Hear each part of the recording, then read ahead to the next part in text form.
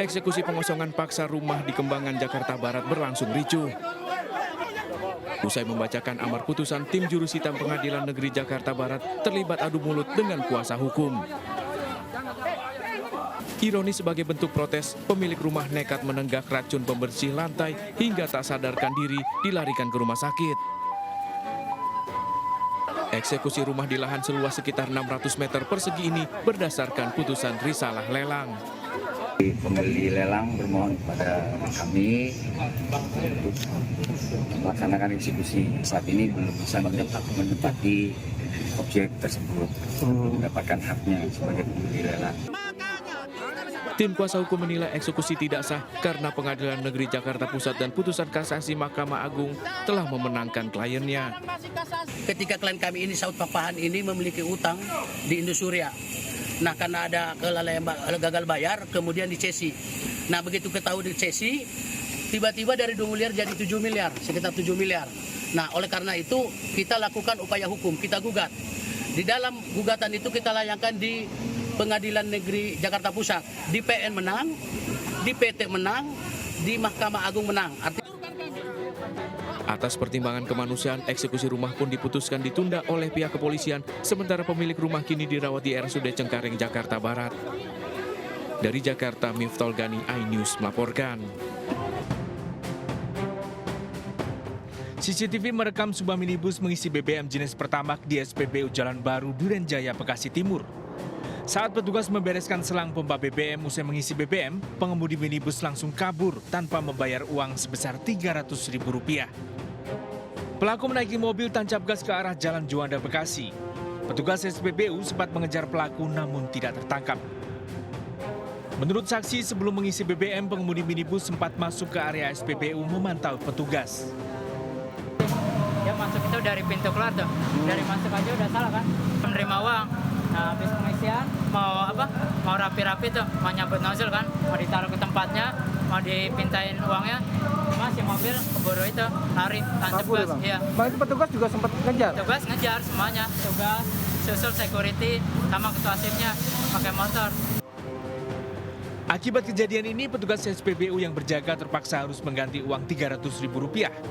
Sementara rekaman CCTV pengendara mobil kabur usai mengisi BBM viral di media sosial. Usai kejadian, aparat Polsek Rawalumbu mendatangi petugas SPBU untuk meminta keterangan. Dari Bekasi, Jawa Barat, Rahmat Hidayat, iNews melaporkan.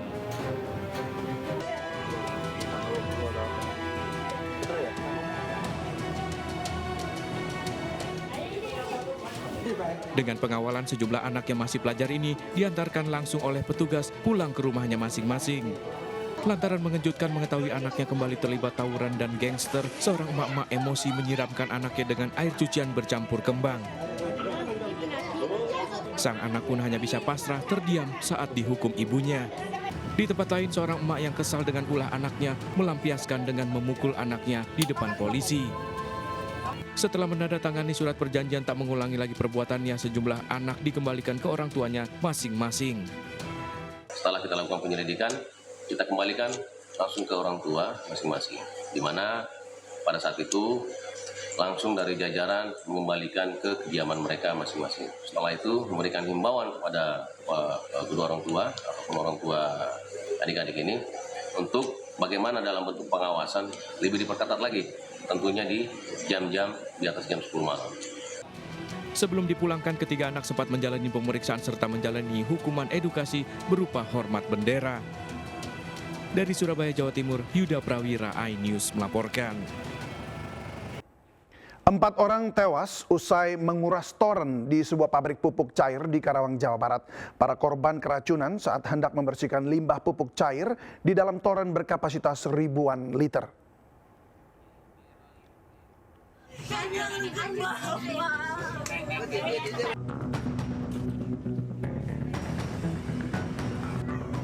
Tangis histeris sang istri pecah saat mengetahui suaminya menjadi salah satu dari 4 korban tewas dalam tragedi toren maut di PT Multidaya Putra Sejahtera, pabrik pupuk di Rengas Dengklok, Karawang, Jawa Barat. Dalam tragedi itu, 4 dari 5 korban meninggal akibat keracunan saat membersihkan limbah pupuk cair di toren berkapasitas ribuan liter di pabrik tersebut. Kelima korban diketahui sudah terbiasa menerima proyek pembersihan toren. Saat kejadian, air belum sepenuhnya terkuras, tapi 3 dari 5 korban nekat masuk ke dalam toren hingga sesak nafas. 2 orang lainnya berniat menolong masuk ke dalam toren, justru mengalami hal yang sama. Tolong, tapi melakukannya selamat korban. Itu orang yang meninggal, yang 3 orang yang muratoran katanya, iya, yang 2 orang mau nolong, yang kakak ipar nih mau nolong, malah dia.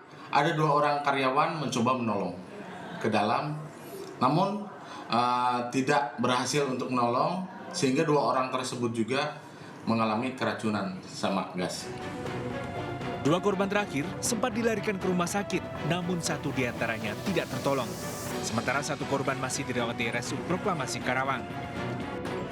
Polisi telah menggelar olah TKP dan menyelidiki ada tidaknya kesalahan prosedur keselamatan kerja di pabrik tersebut. Dari Karawang, Jawa Barat, Rudi Setiawan, iNews, melaporkan. Pelaku perampokan menyekap 6 orang bocah dan asisten rumah tangga di rumah warga di Kalidoni, Palembang. Aksi pelaku menodongkan pistol terekam CCTV. Modusnya, pelaku berpura-pura menumpang berteduh saat hujan.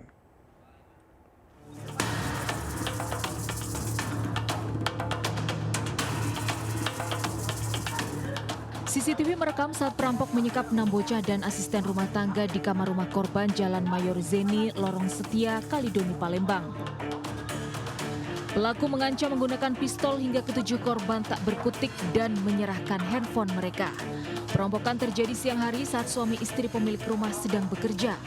Pelaku yang memakai helm dan masker juga menggeledah lemari mencari barang berharga.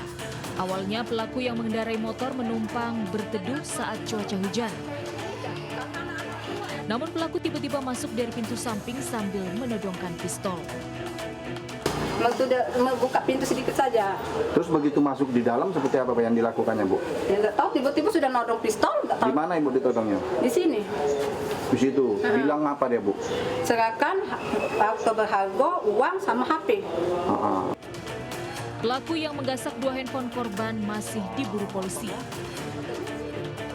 Dari Palembang, Sumatera Selatan, Firdaus iNews melaporkan. Pemirsa, krisis sampah di Pemalang, Jawa Tengah belum menemukan solusi. Berton-ton sampah tidak bisa masuk ke TPA akibat penolakan warga setempat. Jalanan kota kini dipenuhi tumpukan sampah, memicu bau menyengat hingga ratusan meter.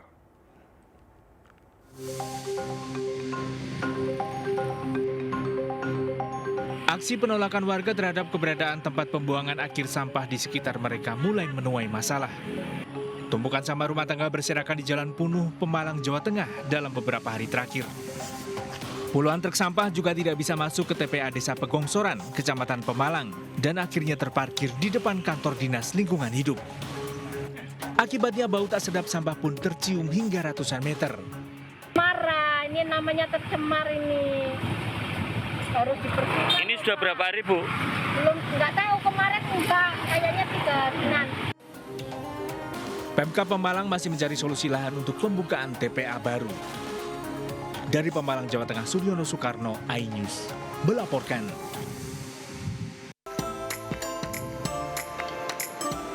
Ribuan ikan tembang minyak atau ikan temi naik ke daratan di pesisir Lela, Sika, Nusa Tenggara Timur menjadi rebutan nelayan dan warga setempat. Dengan peralatan seadanya, emak-emak dan anak-anak berebutan mengumpulkan ribuan ikan yang meloncat ke tepi pantai. Ikan yang mudah mereka tangkap dimasukkan ke dalam ember. Itu sudah namanya timbang lela. Namanya timbang lela. Jadi kalau banyak dia sendiri terdampar. oh ya. Kadang nelayan turun baru. Fenomena ikan naik ke daratan di Pantai Lela sudah terjadi berulang kali, terutama di sekitar bulan Juli. Selain untuk dikonsumsi sendiri, warga menjual sebagian ikan temi yang mereka kumpulkan. Fenomena ikan naik ke daratan kerap terjadi di musim-musim tertentu, biasanya karena tertarik cahaya bulan purnama. Dari Kabupaten Sika, Nusa Tenggara Timur, Joni Nura, iNews melaporkan. Dari ibu kota, ratusan sepeda motor terjaring razia parkir liar di kawasan Kebayoran Baru, Jakarta Selatan dan Kembangan, Jakarta Barat. Sepeda motor diangkut paksa petugas dan digembosi.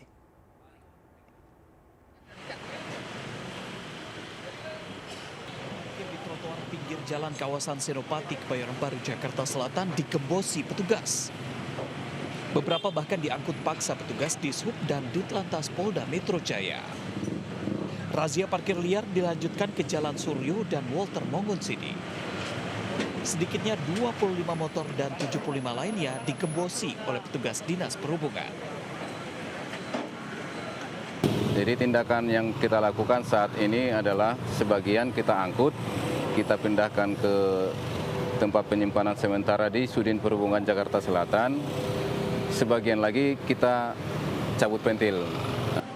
Pemilik kendaraan juga dikenakan sanksi tilang dengan denda maksimal Rp500.000.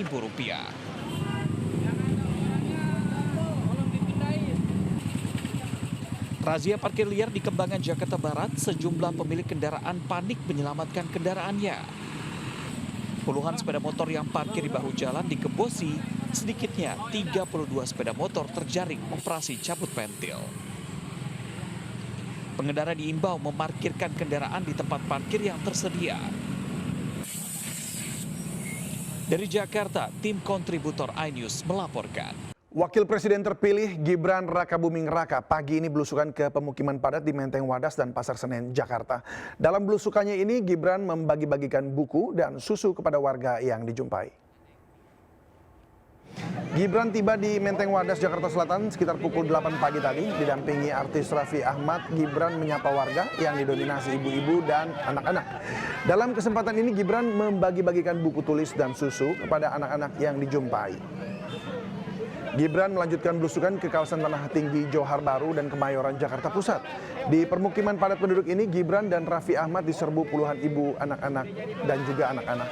Dan di tempat ini, Gibran juga membagikan susu dan buku tulis kepada anak-anak yang datang.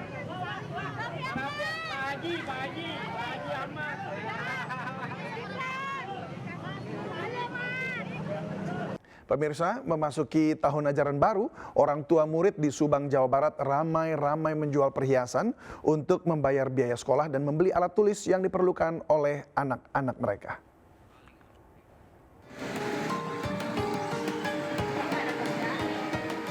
Sejumlah toko emas di Pamanukan, Subang, Jawa Barat ramai diserbu pelanggan. Namun mereka datang ke toko emas bukan untuk membeli perhiasan, tapi justru menjual perhiasan yang mereka miliki. Maklum, memasuki tahun ajaran baru, orang tua murid memerlukan uang untuk membayar biaya sekolah dan membeli alat-alat tulis untuk anak mereka. Namun ada juga pelanggan yang tidak menjual seluruh perhiasan miliknya, tapi menukarkan dengan perhiasan yang lebih kecil. Uang dari selisih penjualan perhiasan digunakan untuk memenuhi kebutuhan sehari-hari. Untuk apa uangnya? Buat keperluan anak sekolah. Setiap mau masuk sekolah jual ke sini? Iya. Yang jual biasanya untuk apa itu? Buat urusan sekolah sih biasanya, karena kan sekarang PPDB kan, jadi buat penerimaan peserta didik baru, terus banyak juga buat kebutuhan yang lain. Jelang tahun ajaran baru memang menjadi waktu orang tua murid harus menyiapkan uang ekstra untuk memenuhi biaya sekolah anak-anak mereka. Di tengah naiknya harga kebutuhan pokok, banyak orang tua menjual aset yang mereka miliki, termasuk perhiasan emas. Dari Subang, Jawa Barat, Yudi Heriawan Juanda, iNews melaporkan. Seorang pensiunan guru TK negeri di Kabupaten Muaro Jambi diminta mengembalikan uang negara senilai 75 juta rupiah. Uang sebesar itu disebut sebagai uang kelebihan gaji dan tunjangan selama 2 tahun setelah usai pensiun.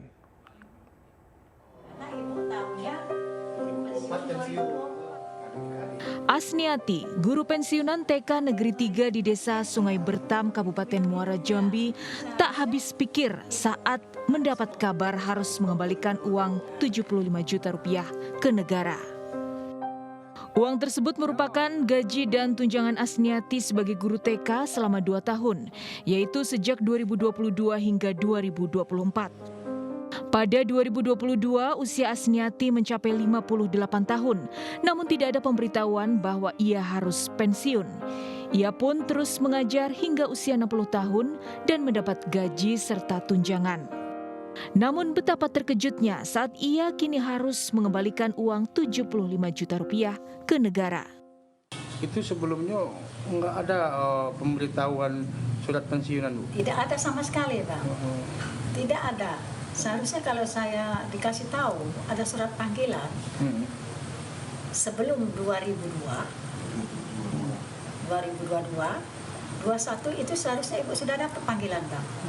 6 bulan sebelum pensiun, ibu sudah ada panggilan, sudah ada surat panggilan. Kalau saya harus tahu dari orang lain, tidak mungkin, Bang.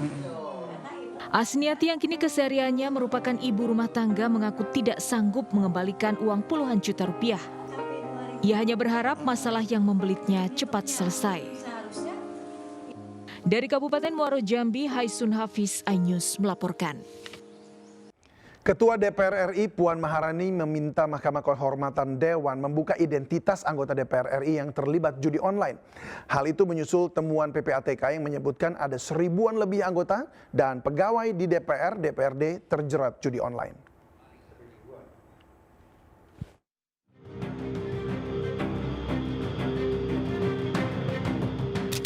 Jerat judi online merambah parlemen. PPATK menyebut ada 1000 lebih anggota DPR dan DPRD terjerat judi di dunia maya.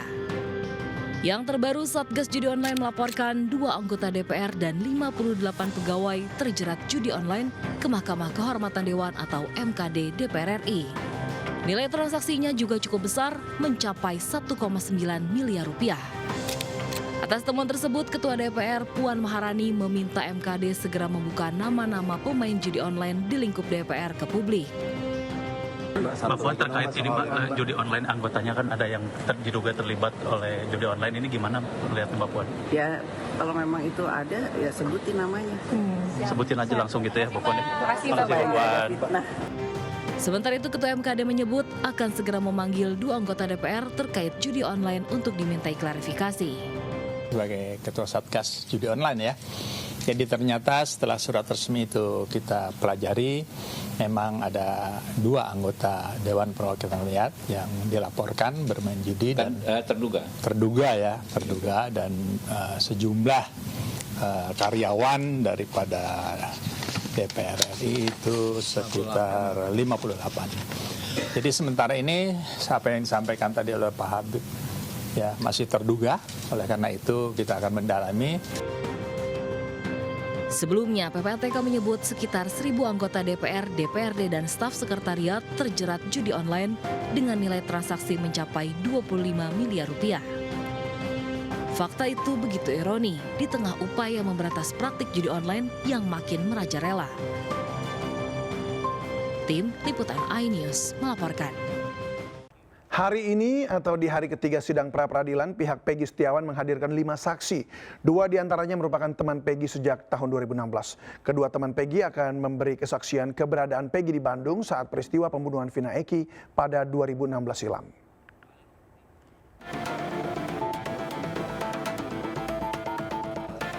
Sidang pra-peradilan Peggy Setiawan dalam kasus pembunuhan Vina Eki masuk di agenda pembuktian.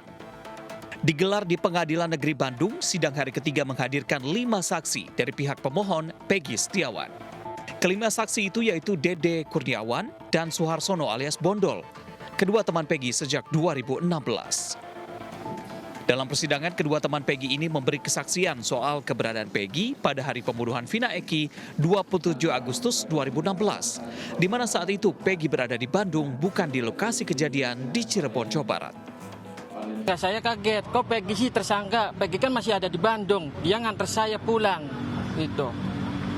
Itu ya, jadi Bondol ini kaget ketika polisi datang mengambil 2 unit sepeda motor itu, kemudian menuduh Peggy Setiawan adalah pelakunya, termasuk pelakunya. Kaget, makanya dijelaskan, orang nganter kok. Lah dari mana ingatnya, kan 3 hari lalu kan?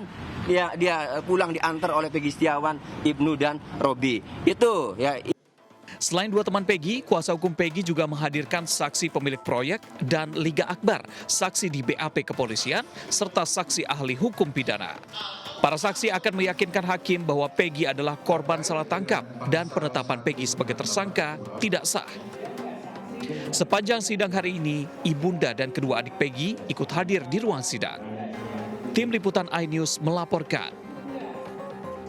Pemirsa, makan siang kali ini kami ajak Anda menikmati kuliner rica-rica ayam super pedas di Boyolali, Jawa Tengah. Dengan harga 8.000 untuk porsi jumbo, warung ini kerap kali ramai pelanggan hingga menghabiskan 150 ekor ayam per hari.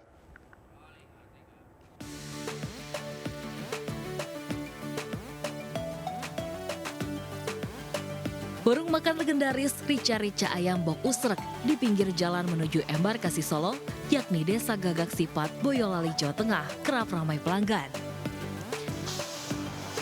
Warung ini terkenal dengan rasa rica-rica ayamnya yang super pedas.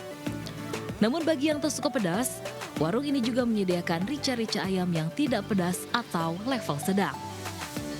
Rica-rica ayam Bok Usrek ini diolah menggunakan banyak cabai rawit dan lada, dipadu bumbu rempah-rempah khas Boyolali. Cara memasaknya pun masih menggunakan kayu bakar, sehingga hasil olahan mengeluarkan rasa dan aroma yang khas. Selain rica-rica dada dan paha atas, juga tersedia rica-rica balungan ayam yang banyak diburu pelanggan. Biasa sama super pedas. Itu yang paling digemari? Balungannya. Balungannya bukan, maksudnya deket sayap, apa sayap, terus tepong gitu. Kalau daging kan bagian dada. Lumayan sering, Pak. Kenapa, Pak? Karena rasanya enak, khas aja sih, Pak. Udah terkenal dari dulu saya. Dijual seharga Rp5.000 dan Rp8.000 untuk porsi jumbo, membuat banyak pelanggan yang datang. Dalam sehari, warung yang sudah ada sejak 24 tahun ini bisa menghabiskan lebih dari 100 ekor ayam dan 150 ekor ayam saat akhir pekan. Dari Boyolali, Jawa Tengah, Tahta Rahmanta, iNews melaporkan. Pemirsa, waspada modus penipuan baru, ajakan me-like video di YouTube dengan iming-iming upah Rp35.000 untuk sekali like. Korban diminta deposit lebih dulu, setelah uang terkumpul, pengelola kabur.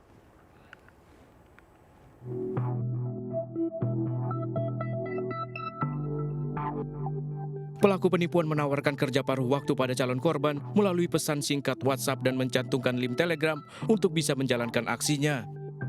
Setelah bergabung di grup Telegram yang dibuat pelaku, calon korban diminta menjalankan tugas me-like video YouTube dengan iming-iming upah Rp35.000 untuk sekali like video.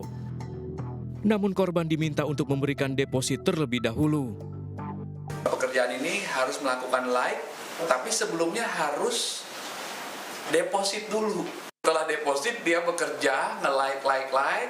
Setelah dianggap berprestasi, dikasih hadiah, dikembalikan, ditransfer uangnya ke korban. Kemudian ditawarin lagi, mau nggak melanjutkan pekerjaannya, harus deposit lagi, lebih besar. Itu berulang, akhirnya korban mengalami kerugian Rp806.220.000. Dua pelaku yang berperan mencari nomor rekening telah ditangkap di Treskrimum Polda Metro Jaya. Kedua pelaku membayar Rp1,5 juta oleh pelaku utama yang dimasukkan ke daftar pencarian orang yang saat ini berada di Kamboja. Dari Jakarta, Helmi Sangjambati, iNews melaporkan. Ketua Harian Nasional DPP Partai Perindo Angela Tanusudibio bersama jajaran menyambangi kantor DPP Partai Demokrat di Menteng, Jakarta Pusat. Kehadiran Angela dan pimpinan Partai Perindo guna membahas kemungkinan koalisi di Pilkada mendatang.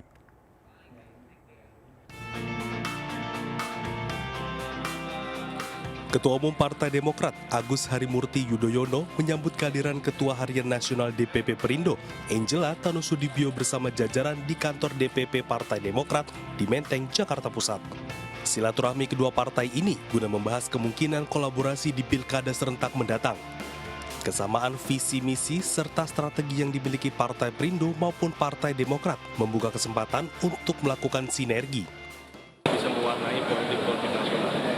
Jadi itu ada satu kesamaan bahwa kita semua partai yang ingin bisa mengakomodir, memfasilitasi generasi muda Indonesia ke depan. Karena kita tahu menuju Indonesia Emas 2045 nanti akan bergantung dari bonus demokrasi yang dimiliki oleh bangsa kita. Akan terus berlanjut komunikasi politik formal maupun informal antara memang masih butuh waktu. Ada beberapa provinsi termasuk DKI Jakarta yang kita terus sedang menunggu hasil. Komunikasi politik dengan sejumlah partai terus dilakukan Partai Perindo jelang Pilkada serentak 2024. Sebelumnya Partai Perindo juga melakukan komunikasi dengan PKS. Dari Jakarta, Amrina Rida, Dimas Winardi, iNews melaporkan.